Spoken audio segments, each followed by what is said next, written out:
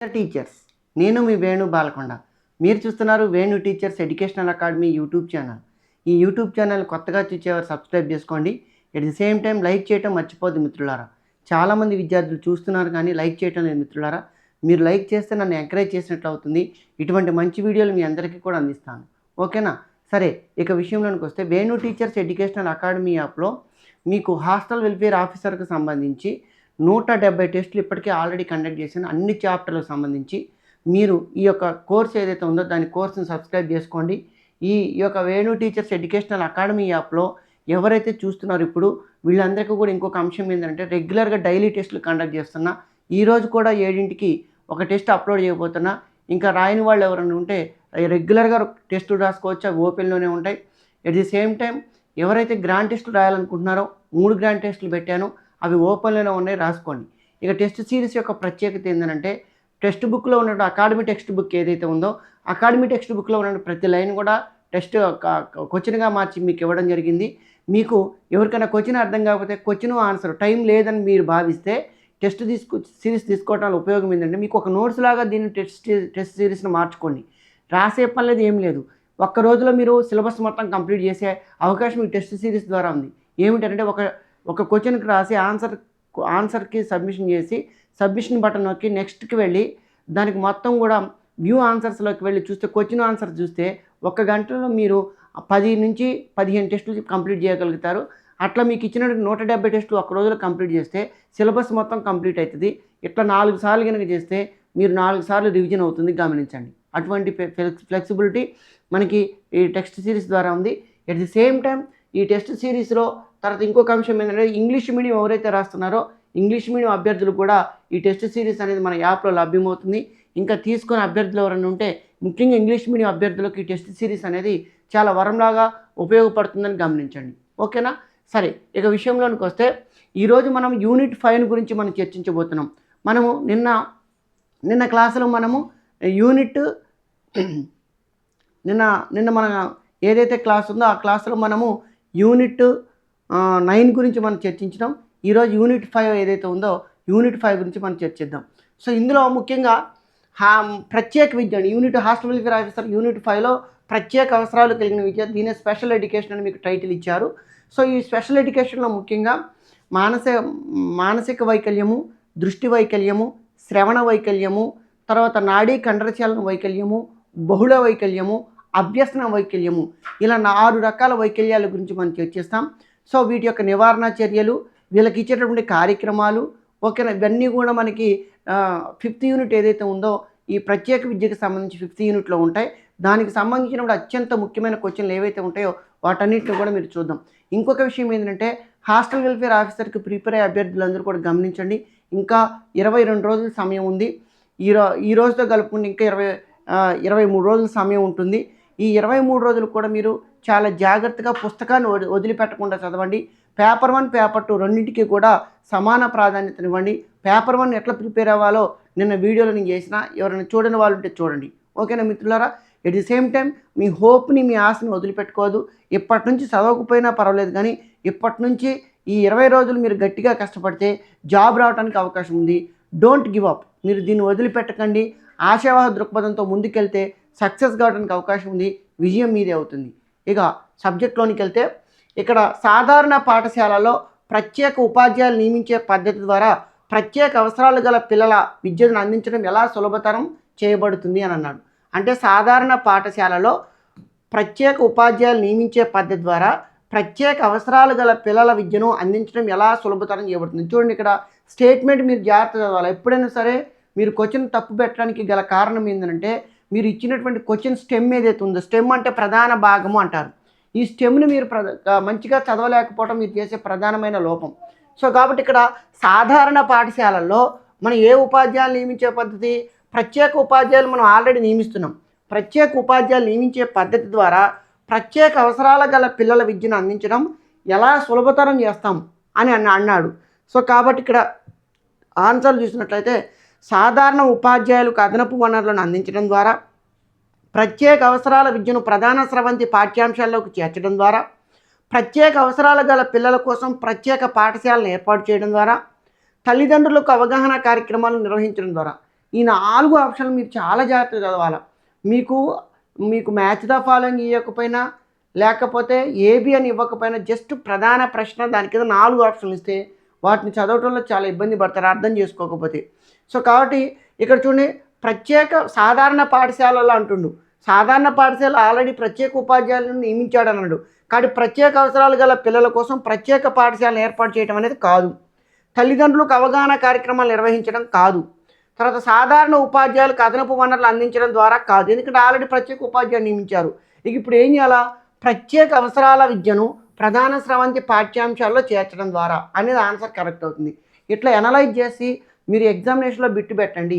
అప్పుడు మీరు multiple choice questions ఏవైతే ఉంటాయో వీటన్నిటిని కూడా సమర్థవంతంగా చేయడానికి అవకాశం ఉంటుంది అని గమనించాలి. లేదు సార్ మేము ఇవన్నీ చదవడానికి మాకు సమయం పడుతుంది టెస్ట్ సిరీస్లో అంటే మీరేం చేయాలా? సాధారణ పాఠశాలలో ప్రత్యేక ఉపాధ్యాయులు నియమించే పద్ధతి ద్వారా ప్రత్యేక అవసరాలు గల పిల్లల విద్యను అందించడం ఎలా సులభతరం చేయబడుతుంది? డైరెక్ట్గా ఆన్సర్ చూసుకోండి. ప్రత్యేక అవసరాల విద్యను ప్రధాన స్రవంతి పాఠ్యాంశాలకు చేర్చడం ద్వారా సాధారణ పాఠశాలలో ప్రత్యేక ఉపాధ్యాయులు నియమించే పద్ధతి ద్వారా ప్రత్యేక అవసరాలు గల పిల్లల విద్యను సులభతరం చేయబడుతుంది. చూడండి, ప్రశ్నకి ఆన్సర్ కలిపి చదువుకుంటే మీకు ఒక అవగాహన అనేది ఏర్పడుతుంది. ఇట్లాంటి ఒక 30 అంశాలు చదువుకుంటే ఒక టాపిక్లో మీకు దానికి సంబంధించిన పూర్తి సమరీ అనేది మీకు ఏర్పడుతుంది, గమనించాలా. తర్వాత 40 నుంచి 50 పాయింట్ల మధ్య ప్రజ్ఞాలబ్ధి ఉన్న వ్యక్తులను ఇలా వర్గీకరించబడ్డారు. ఏమని వర్గీకరించబడ్డారు? మేధో వికలాంగుడు, మానసిక వికలాంగుడు, మధ్యస్థ మానసిక వైకల్యం, తీవ్రమైన మానసిక వైకల్యం. అంటే మీకు ఏ స్థాయి నుంచి ఏ స్థాయి వరకు ప్రజ్ఞాలబ్ధి ఉందో మీరందరూ గట్టిగా చదువుకోండి. సో ఇక్కడ 40 నుంచి 50 పాయింట్ల మధ్య ప్రజ్ఞాలబ్ధి ఉన్న వ్యక్తులను ఏమంటారంటే మధ్యస్థ మానసిక వైకల్యం ఉన్న వ్యక్తులుగా మనం చెప్పవచ్చు, గమనించండి. తర్వాత క్రింది వాటిలో మానసిక వైకల్యం యొక్క లక్షణం కానిది. చూడండి, ఇది నెగిటివ్ ప్రశ్న. క్రింది వాటిలో మానసిక వైకల్యం యొక్క లక్షణం కానిది అంటున్నాడు. పరిమిత ప్రజ్ఞను కలిగి ఉండడం, బలహీనమైన చలన నైపుణ్యాలు, ఇవన్నీ పరిమిత ప్రజ్ఞను కలిగి ఉండడం మానసిక వైకల్యం యొక్క లక్షణమే. కాబట్టి ఇది కాదు. బలహీనమైన చలన నైపుణ్యాలు, ఇది కూడా మానసిక వైకల్యం యొక్క లక్షణమే. తర్వాత పరిమిత సామాజిక నైపుణ్యాలు, ఇది కూడా మానసిక వైకల్యం యొక్క లక్షణమే. అధునాతన భాషాభివృద్ధి మానసిక వైకల్యం ఉన్న వ్యక్తులకు ఉండదు. కాబట్టి మానసిక వైకల్యం యొక్క లక్షణం కానిది అధునాతన భాషాభివృద్ధి. ఇట్లా ప్రతి ఆప్షన్ని కూడా మీరు ఎగ్జామినేషన్లో అనలైజ్ చేసుకుంటూ వెళితే మీకు ఒక్క క్వశ్చన్ కూడా తప్పుపోదు.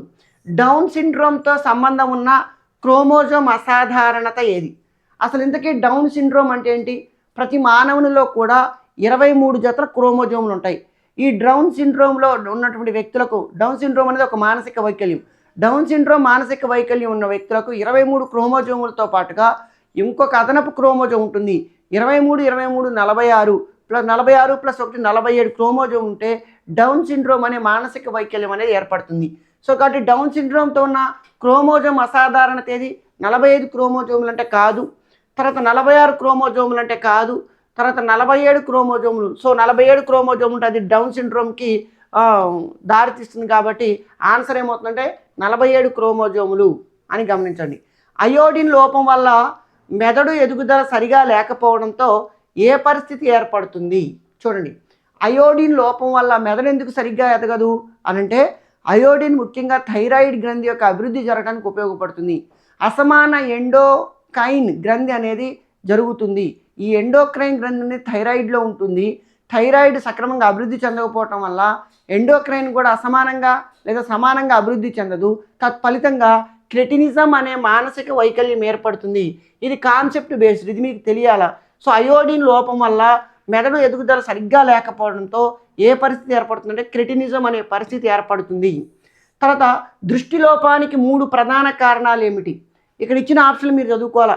జన్యుపరమైన కారకాలు, ప్రమాదాలు మరియు వైద్య పరిస్థితులు, పర్యావరణ కారకాలు, జీవనశైలి ఎంపికలు మరియు ఆహారం, పుట్టుకతో వచ్చే లోపాలు, వృద్ధాప్యం, అంటువ్యాధులు. సో కాబట్టి ఇక్కడ తర్వాత వృత్తిపరమైన ప్రమాదాలు, అలర్జీలు మరియు గాయం. సో ఇక్కడ చూసినట్లయితే జన్యుపరమైన కారకాలు, పుట్టుకతో అంధత్వం రావడానికి అవకాశం ఉంది. ప్రమాదాలు కూడా కారణం, వైద్య పరిస్థితులు కూడా కారణం. సో ఇవన్నీ కూడా మొట్టమొదటిది. పర్యావరణ కారకాలు, జీవనశైలి ఎంపికలు, ఆహారం ఇది కాదు. పుట్టుకతో వచ్చే లోపాలు, వృద్ధాప్యం మరియు అంటువ్యాధులు ఇది కూడా కాదు. తర్వాత వృత్తిపరమైన ప్రమాదాలు, తర్వాత అలర్జీలు మరియు గాయం ఇది కూడా కాదు. వృత్తిపరమైన ప్రమాదాలు, అలర్జీలు మరియు గాయం. ఇవి ఇవి ప్రధానంగా మనం గమనించినట్లయితే జన్యుపరమైన కారకాలు, ప్రమాదాలు మరియు వైద్య పరిస్థితులు ఏవైతే ఉంటాయో ఇది దృష్టిలోపానికి కారణం అని గమనించాలి. తీవ్రమైన దృష్టిలోపం ఉన్న వ్యక్తి యొక్క దృష్టి క్షేత్రం ఏమిటి? చూడండి, దృష్టిలోపం ఉన్న వ్యక్తులకు 20 డిగ్రీలు లేదా అంతకంటే తక్కువ స్నెల్లెన్ చార్ట్లో, స్నెల్లెన్ చార్ట్ అంటే దృష్టిలోపాన్ని గణించడానికి ఉపయోగపడేదే స్నెల్లెన్ చార్ట్ అంటారు. స్నెల్లెన్ చార్ట్లో 180 డిగ్రీలు పూర్తిగా ఉంటే, ఆ 180 డిగ్రీలు అటు ఇటు చూడగలిగితే స్నెల్లెన్ చార్ట్ ఎటువంటి దృష్టిలోపం లేదని చెప్తారు. 20 డిగ్రీలు అంతకంటే తక్కువ గనక ఉంటే ఆ వ్యక్తికి దృష్టిలోపం ఉందని మనం ప్రధానంగా చెప్పవచ్చు. గమనించండి. తర్వాత నెక్స్ట్, దీర్ఘదృష్టి యొక్క లక్షణం ఏంటి? పేరులోనే ఉందండి దీర్ఘదృష్టి. దూరంలో ఉన్న వస్తువులను చూడగలుగుతాం, దగ్గరలో ఉన్న వస్తువులను చూడలేము. హస్వదృష్టి, దగ్గరలో ఉన్న వస్తువులను చూడగలుగుతాం, దూరంలో ఉన్న వస్తువులను చూడలేము. కాబట్టి దీర్ఘదృష్టి యొక్క లక్షణం ఏంటి? దూరంలో ఉన్న వస్తువును చూసి దగ్గరలో ఉన్న వస్తువును చూడలేము. కాబట్టి ఇక్కడ సమీపంలో ఉన్న వస్తువులను చూడలేకపోవడం అనేది ఇక్కడ ఆన్సర్. సో అది ఫస్ట్గానే ఇచ్చాడు. తర్వాత సుదూర వస్తువులను చూడలేకపోవటం ఇది కాదు. రాత్రి వస్తువులను చూడడంలో ఇబ్బంది ఇది కూడా కాదు. తర్వాత నెక్స్ట్ వేగవంతమైన కంటి కదలికలు ఇది కూడా కాదు. తర్వాత నెక్స్ట్, ఒక వ్యక్తిలో వినికిడి లోపం ఉన్నట్లు పరిగణించబడే కనీస డెసిబల్ స్థాయి ఏమిటి? వినికిడి లోపం ఉన్నట్టు పరిగణించబడే కనీస డెసిబల్ స్థాయి 60 డెసిబల్స్ అండి. వినికిడి లోపం ఉన్నట్టు చెప్పబడే డెసిబల్ స్థాయి ఏంటంటే 60 డెసిబల్ స్థాయి. ఓకేనా? తర్వాత నెక్స్ట్, ఏ డెసిబల్ స్థాయి తీవ్రమైన వినికిడి లోపాన్ని సూచిస్తుంది? మరి ఇది తెలియాలంటే మీకు ఒక చార్ట్ తెలియాలి. ఏ స్థాయి నుంచి ఏ స్థాయి వరకు వినికిడి లోపం, ఒక్కొక్క దానికి ఒక్కొక్క రకమైనటువంటి వినికిడి లోపం ఇచ్చారు. ఓకేనా? సో ఇక్కడ మీరు ప్రధానంగా 16 నుంచి 20 డెసిబల్స్ ఉన్నాయి అనుకోండి, 16 నుంచి 20 డెసిబల్స్ ఉన్నాయి అనుకోండి, ఆ లోపాన్ని ఏమంటారు? న్యూన్యత. మరి చాలా తక్కువగా ఉంది కాబట్టి న్యూన్యత అని పిలుస్తారు. తర్వాత 20 నుంచి 30 డెసిబల్స్ ఉందనుకోండి, 20 నుంచి 30 డెసిబల్స్ ఉందనుకోండి, దాన్ని అతి తక్కువ, దీన్ని మైల్డ్ అని కూడా పిలుస్తారండి. అతి తక్కువ, దీన్ని ఏమని పిలుస్తారంటే మైల్డ్ అని కూడా పిలుస్తారు. తర్వాత 30 నుంచి 40 డెసిబల్స్ ఉందనుకోండి, 30 నుంచి 40 డెసిబల్స్ కనుక ఉందనుకోండి, దీన్ని ఏమని పిలుస్తారంటే తక్కువ, మార్జినల్ అని కూడా పిలుస్తారు, తక్కువ అని పిలుస్తారు. తర్వాత 40 నుంచి 60 డెసిబల్స్ ఉందనుకోండి, 40 నుంచి 60 డెసిబల్స్ ఉందనుకోండి, దీన్ని ఏమని పిలుస్తారంటే మితమైన, మోడరేట్ అని పిలుస్తారండి. మితమైన, దీన్నే మోడరేట్ అని పిలుస్తారు. మోడరేట్ శ్రవణ వైకల్యం. తర్వాత 60 నుంచి 75 డెసిబల్స్ ఉన్నాయి అనుకోండి, 60 నుంచి 75 ఉందనుకోండి, దీన్ని తీవ్రమైన అని పిలుస్తారండి. 60 నుంచి 70 ఉంటే తీవ్రమైన అని పిలుస్తారు. తర్వాత నెక్స్ట్ 75 పైన ఉంటే అతి తీవ్రం అని పిలుస్తారండి. 75 పైన ఉంటే అతి తీవ్రం అని పిలుస్తారు.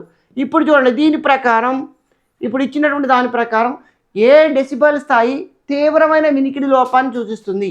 అక్కడ ఇచ్చినటువంటి వాటిలలో 60 నుంచి 75 మధ్యలో ఏది ఉంది? తీవ్రం అంటే 60 నుంచి 75 మధ్యలో ఉండాలి కదా. సో కాబట్టి ఇక్కడ 70 డెసిబల్స్ అనేది ఉంది కాబట్టి ఏ డెసిబల్స్ స్థాయి తీవ్రమైన లోపాన్ని చూపిస్తుంది అంటే 70 డెసిబల్స్ అనేది తీవ్రం. ఇది మీకు రావాలి. 16 నుంచి 20 ఉంటే న్యూన్యత, 20 నుంచి 30 డెసిబల్స్ నుంచి అతి తక్కువ శ్రవణ వైకల్యం, 30 నుంచి 40 ఉంటే తక్కువ శ్రవణ వైకల్యం, 40 నుంచి 60 ఉంటే మితమైన శ్రవణ వైకల్యం, 60 నుంచి 75 ఉంటే తీవ్రమైన వైకల్యం, తర్వాత 75 నుంచి అతి తీవ్రం అని అంటారు. అంటే అంత శబ్దాలను మీరు వినలేరు. ఇక్కడ మీరు గమనించాల్సింది ఏంటంటే 60 డెసిబల్స్ శబ్దాలు మీరు వినలేరు, 70 డెసిబల్స్ శబ్దాన్ని మీరు వినలేరు. ఓకేనా? అంటే 70 డెసిబల్స్ కూడా మీకు ముందు గట్టిగా మాట్లాడితే కూడా వినకపోతే అదే మనం ఏమంటారంటే కనీస శ్రవణ వైకల్యంగా మనం, అంటే శ్రవణ వైకల్యంగా పరిగణించాలంటే మినిమం 70 డెసిబల్స్ వినలేని స్థితిని ఏమంటారంటే అది శ్రవణ వైకల్యంగా చెబుతారు. తీవ్రమైన శ్రవణ వైకల్యం అంటే 60 నుంచి 75 మధ్య ఉంటుంది తీవ్రమైన. ఓకేనా? సో ఇది మీరు గమనించాలి. సో కాబట్టి ఇది శ్రవణ వైకల్యానికి సంబంధించి. క్రింది వాటిలో పిల్లల వినికిడి లోపానికి ప్రసవానంతర కారణం, దీని జననానంతర కారణాలు, ఎప్పుడు జనన పూర్వ, జనన సమయ, జననానంతర కారణాలు ఉంటాయి. మానసిక వైకల్యమైన, శ్రవణ వైకల్యమైన, దృష్టి వైకల్యమైన, నాడీ కండరచలన వైకల్యమైన, బహుళ వైకల్యమైన, ఈ 5 రకాల వైకల్యాలకి జనన పూర్వ, జనన సమయ, జననాంతర కారణాలని చెప్తాం. వీటిని ప్రసవానంతర కారణాలని చెప్తున్నాడు. క్రింది వాటిలో పిల్లల్లో వినికిడి లోపానికి ప్రసవానంతర కారణం ఏంటి అని అంటున్నాడు. చూడండి, రూబెల్లా తర్వాత ఇన్ఫెక్షన్, మెనింజైటిస్, థైరాయిడ్ రుగ్మతలు, ఇవన్నీ కూడా పైవన్నీ అంటున్నాడు కాబట్టి ఆన్సర్ పైవన్నీ. ఇది ఒక రకంగా ఇన్ఫర్మేటివ్ బిట్ అనమాట. మీ అందరికీ వినికిడి లోపం అంటే జననాంతర కారణాలు జననం తర్వాత వినికిడి లోపం రావడానికి ఈ అన్ని రకాల కారణాలు అనేవి ఉపయోగపడతాయని గమనించండి. పిల్లల్లో వినికిడి లోపం యొక్క సాధారణ లక్షణాలు ఏంటి? పిల్లల వినికిడి లోపం యొక్క సాధారణ లక్షణాలు ఏంటి?